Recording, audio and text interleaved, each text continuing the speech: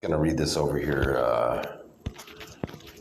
And so anyway, this is a description from my last video. So Dr. Agbana thinks it's psychotic for refusing blood work, or in his words, blood investigations. But I think trying to medicate someone who doesn't need medication, who doesn't need it, is psychotic. Form 33 states an individual. It's not individuals. Like people aren't, an individual human body isn't two human bodies when they're formed under Form 33. So here's the perpetrators use a brain computer interface that try to make me say individuals. So Form 33 states are not capable to consent to a mental disorder.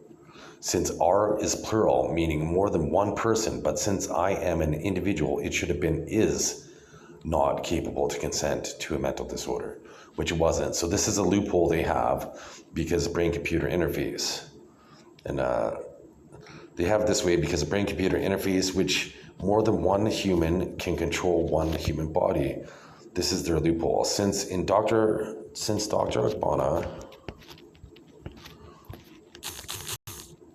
said in his own words that I haven't harmed anyone, this would refute being psychotic. Since I haven't taken medication in over 2 years and he keeps on informing me saying severe mental and physical health deterioration is likely to occur.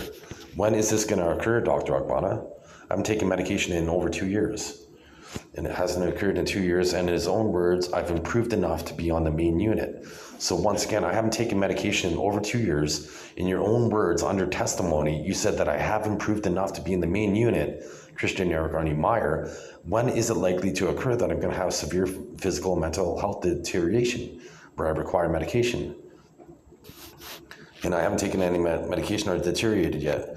Dr. Agbana continues to inform me, when is this going to happen? So since my medical cannabis has been withheld for over 2 months and I've never exhibited any psychotic tendencies, or else I would have had an assault record at the very least, or would have had an outbreak, a psychological meltdown. So since a mental health facility is designed to alleviate mental health issues, why would they not give me my medical cannabis to alleviate stress?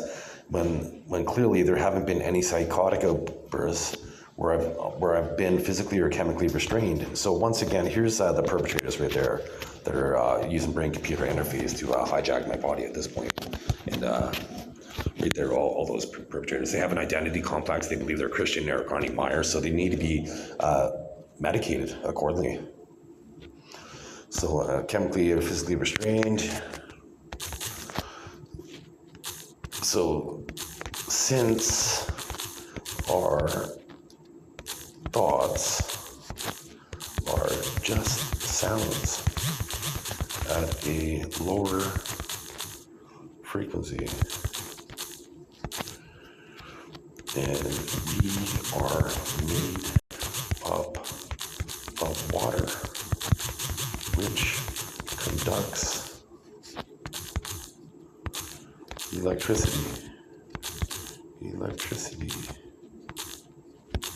This is why we get shocked. So here's the people who pretend to be me for this part here. This is why we get shocked. This means the scientists can encode and decode a signal, whether it be a sound or an image, as long as they know the frequency and have the algorithm. So this is a fancy way. When they encode, that means transmit. And then when they decode, that's a fancy way of saying receive. So since our brain's made up of water, we conduct electricity. They're able to transmit a signal into your brain, which is a sound or an image. So a thought or an image. And then they could decode, so they could take your thoughts and see your thoughts and sounds as images or sounds. And this is all proven, right, with computer-assisted help to YouTube. Let's say the algorithm. So this means schizophrenia. Schizophrenia is man-made.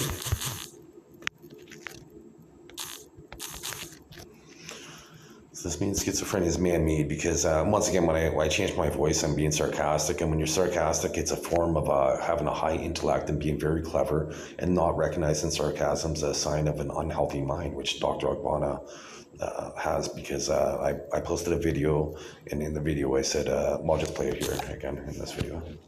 But I'm like, it's called Mentalist, maybe. Oh, I can't right now. I can't, unfortunately, until I save this description and upload it. Okay, so I guess that's good enough. Wait, do I want to see that? So they're withhold, because I want to sue the hospital for refusing my medical marijuana, right? So I haven't exhibited any psychotic tendencies, or else I would have a criminal record. I would have killed somebody if I required medication. I haven't taken medication in 2 years, but marijuana alleviates my stress, which they've been denying me. So they're trying to exacerbate my mental health issues rather than alleviate it clearly. So I am going to sue the hospital. So I'm going to take that out of there because that's a little too confrontational. I'll do that. So there we go. Read description. Read description. Well, not discrimination. So did you see how I blocked out half the word? Description. Okay, so I guess it's T-E. Read description. So they read a bunch of people like that can't even read or even articulate a single word through my brain to make me not be able to spell sometimes.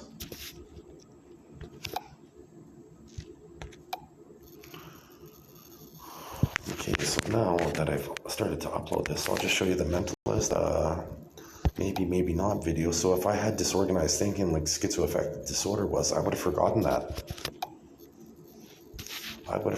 So in this video, when I play it for you, I'm going to show how it says most of my videos are serious. This one's not so serious. So what's the opposite of serious? Trying to be funny. So I was trying to be funny, and you could hear how I changed my voice. And once again, I'll just show you this first here.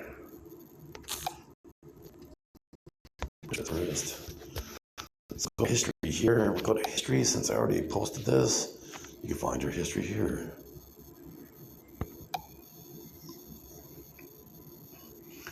So in the Forbes, right here in this article right here, in Forbes magazine, a psychologist explains that irresistible appeal of sarcasm. A study published in the journal Neuroimage reveals that recognizing sarcasm signals a healthy brain. So Dr. Agbana, based on this video here, does not have a healthy brain because he couldn't recognize sarcasm. So first of all, I said most of my videos are serious. This one's not so serious. So this would have indicated that I was going to be funny. And then you hear me change my voice, the tone of my voice, which was a sarcastic tone. And then, so he doesn't have a healthy brain, clearly. And he's like, he thinks he's king and that cars won't hit him because he's king. And once again, I'm being sarcastic when I change my voice. So Dr. Agbana wouldn't sense the sarcasm in my tone of voice because he's not competent. He doesn't have a healthy mind. Let's watch this video.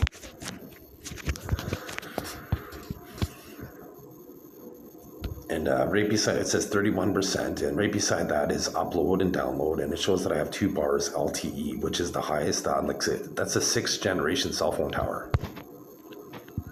So you can see in this video here is from 6 years ago. So once again, Dr. Agbana thinks that somebody's mental health from 6 years ago indicates their current mental health situation in 2025, as he referenced song lyrics against me and social media posts from 2024.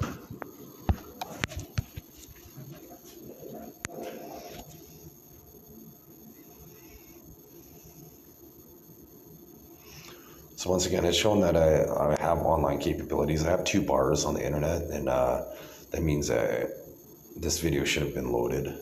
And they do have subliminal right there. They're relying on, I can't wait to use Dr. Agbana's testimony, because when I was reading some of his words and his sentence structure, I wanted to punch myself right in the brain because it hurt my logic, the logic part of my brain. I wanted to punch myself right in the logic because you have to dumb down your way of thinking to be able to articulate one of Dr. Akbana's sentences. Like, then I'm not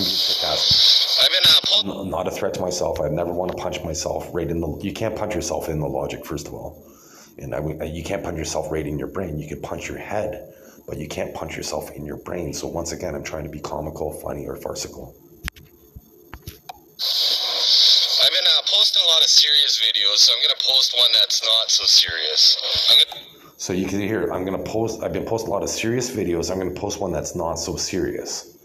So I'll just play the video, then I'll show you what the opposite of serious is by definition on the internet. So I'll play it again from the beginning. So after you hear that, listen to like how I say, I've been posting a lot of serious videos. I'm gonna post one that's not so serious. Then listen how I changed the tone of my voice afterwards. I've been posting a lot of serious videos, so I'm going to post one that's not so serious. I'm going to stop these cars with my mind. So you can hear I'm like, I'm going to stop these cars with my mind. So that's a sarcastic tone.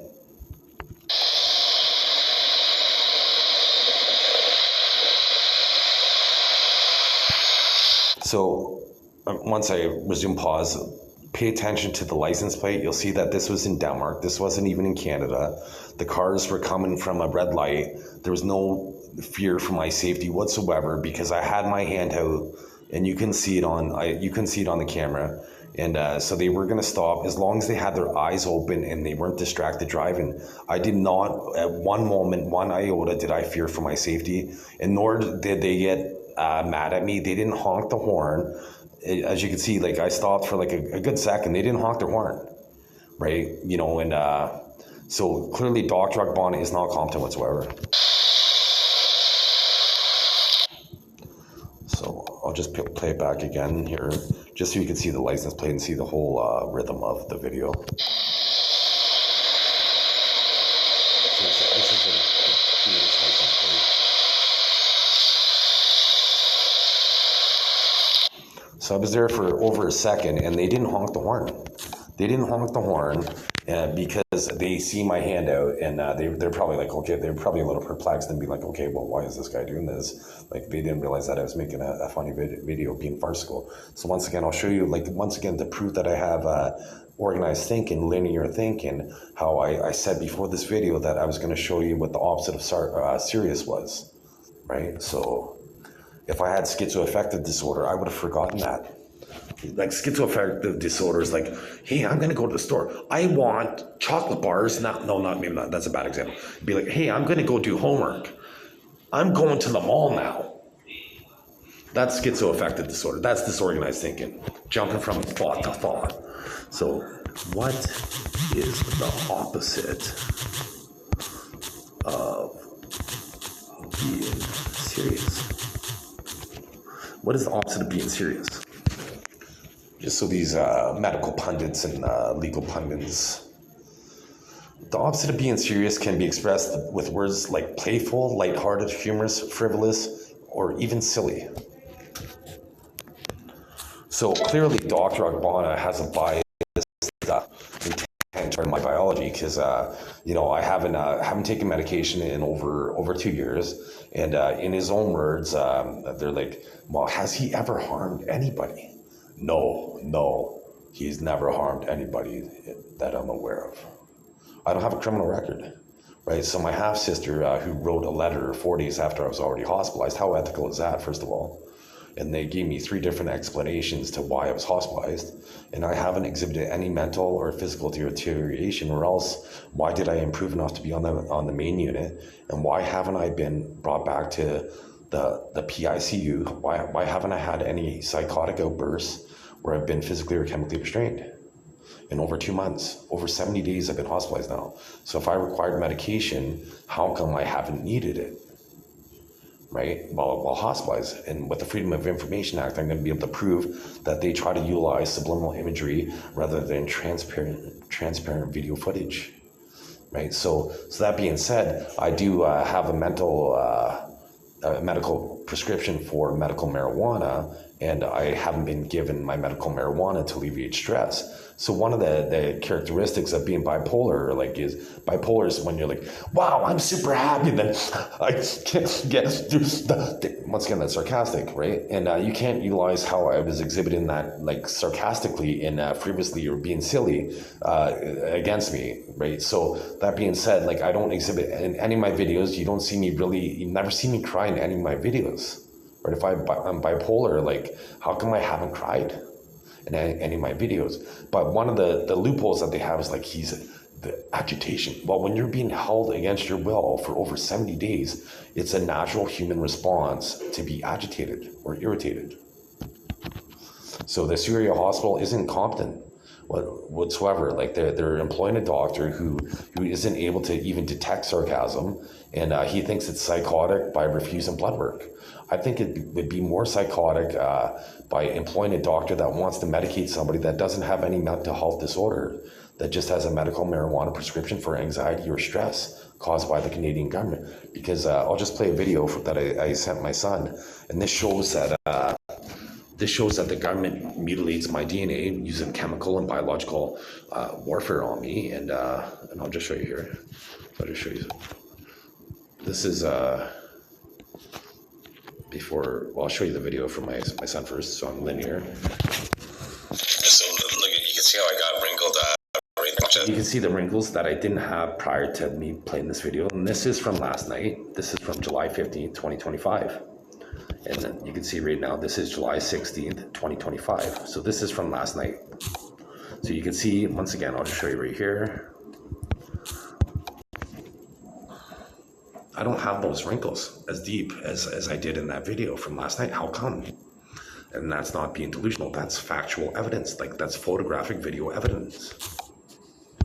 So let's see. And now watch these wrinkles disappear. See how it disappeared? Let's watch them play it again. So look, you can see how I got wrinkled right there. Then watch this. See how it disappeared? That's our evolutionary DNA. I love you. So that's our evolutionary DNA, and brain-computer interface allows people to hijack their body for that to happen. So this is my pillowcase, and you can see the color discoloration of my pillowcase. I haven't had a cigarette in over 2 months, so it couldn't be nicotine sweating out of my body. So this is the poisons that they put in the food compound and the ventilation. And here's how I woke up. Oh, I didn't take a picture of it. Sorry, I'll take a picture of it right now. Here's my mucus. Here's my mucus from today.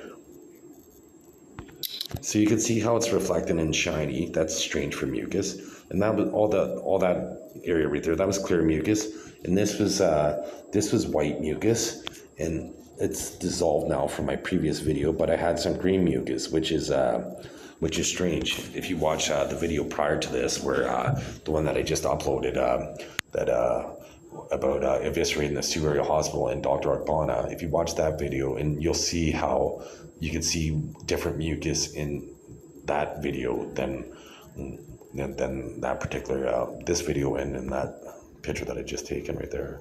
Because right here there was green mucus, which is dissolved now. And I said to the nurse today, I requested to have my cell phone just to take a picture. I'm like, I want to take a cell phone of my mucus because I'm going to sue the Syria hospital, right? And I'm like, you put compounds in the food, and because I've gained 50 pounds. Like, I have evolved human biology. I should be physically shredded. I had a six-pack before I came to the hospital on May 5th. I had a six-pack at 47 years old. The six-pack. I'm shredded. And, I was slightly underweight. Like, I was about 150 some pounds, which is ideal for my height. I'm not even 6 feet tall. Like, that's ideal for my height. But I'm usually about 185 pounds, so it is less weight than I typically was. But I wasn't fat. Now I'm fat. I have a gut now. I'll just show you. I have a gut now because they put fat compound in my food. They put fat compound in my food. I have a gut now. And a six-pack. The Canadian government didn't even allow me to dunk a basketball until I was 36 years old. Here's in subliminal. There's me dunking a basketball at 36. And here's what my stomach looked like. I'll just show you. This is last summer. So let's see. I'll go to proof here because all I do is document myself. Let's see. So here's my unique pectoral muscle. So you can see how I have different ridges in my pectoral muscles that nobody has. And here's me challenging nurse and police on film. This was March 11th. And my half-sister said I jumped from a moving car on April 20th, a month later, when I don't have a criminal record. So who would jump from a moving car when they don't have a criminal record? So it's not in that video. So let's see. Oh, where the heck is it? Multi sound, the camera, screenshots.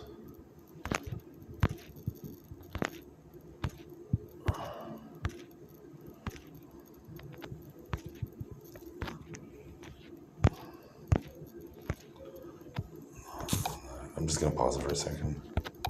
So you can see right there, that's and you can see right here, that's my six pack and my unique abdomen. They try to hide it, but I'll just show you right here. Like, so you can see my sun tattoo, so it shows that that was me. So you can see my unique abdominal muscles and how I had a six pack, and that was last summer. So how come this is all factual proof?